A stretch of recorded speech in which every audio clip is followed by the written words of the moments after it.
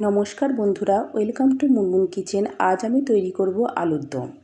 তার জন্য কয়েকটি মশলা নিয়েছিলাম 1 চামচ ধনে, 1 চামচ জিরে, 2টি শুকনো লঙ্কা, 1 চামচ পোস্ত, পরিমাণ মতো সামান্য একটু দারচিনি, এলাচ, লবঙ্গ, একটি বড় সাইজের টমেটোর পেস্ট, 1 চামচের মতো আদা শুকনো লঙ্কা বাটা আর 3 চামচ ফেটিয়ে রাখা টক দই।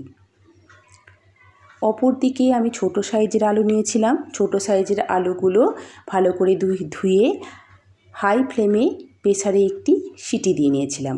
দিয়ে আলুর খোসাগুলো আমি ছাড়িয়ে নিয়েছিলাম। এবার এই মশলাগুলো আমি ভেজে নেব।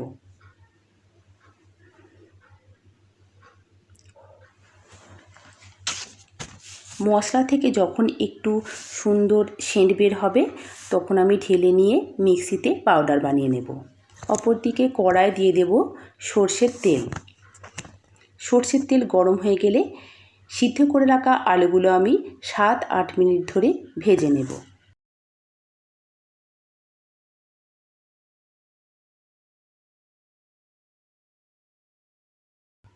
এই আলুর মধ্যে দিয়ে দেব 1 চামচ নুন। আলু সিদ্ধ করার সময় আমি নুন দিইনি, তাই আমি নুন দিয়ে দিলাম।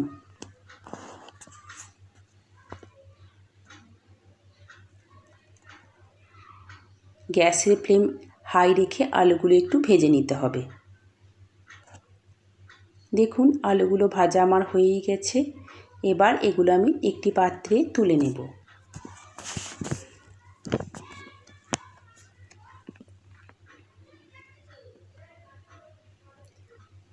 এই তেলের মধ্যে দিয়ে দেব ফোড়নে গোটা জিরে, আর দেব 1 চামচ হলুদ, 2 চামচের মতো কাশ্মীরি লাল লঙ্কার গুঁড়ো।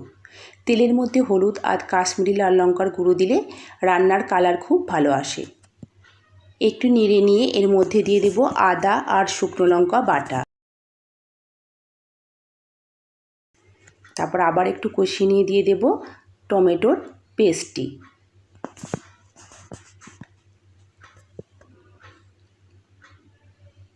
মশলার সঙ্গে টমেটো পেস্টটি ভালো করে কষিয়ে নিতে হবে।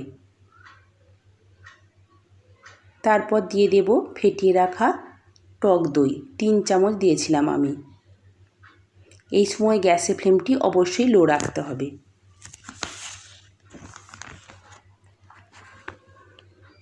দিয়ে মশলার সাথে টক দইটা ভালো করে কষিয়ে নিতে হবে।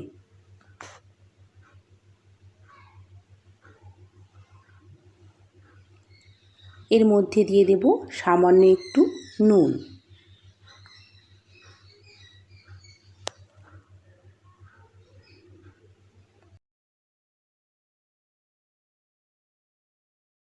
দেখুন মশলা থেকে আমার তেল বের হয়ে গেছে। এবার এর মধ্যে দিয়ে দেব ভেজে রাখা আলুগুলো।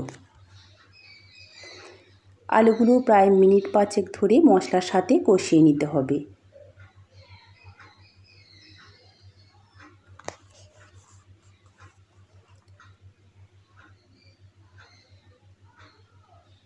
এবার এর মধ্যে দিয়ে দেব সামান্য একটু জল।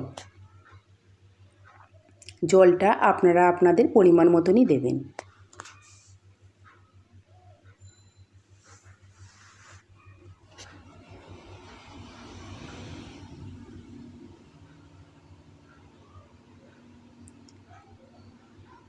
দেখুন জল আমার ফুটে গেছে। এবার এর মধ্যে দিয়ে দেব সামান্য একটু চিনি।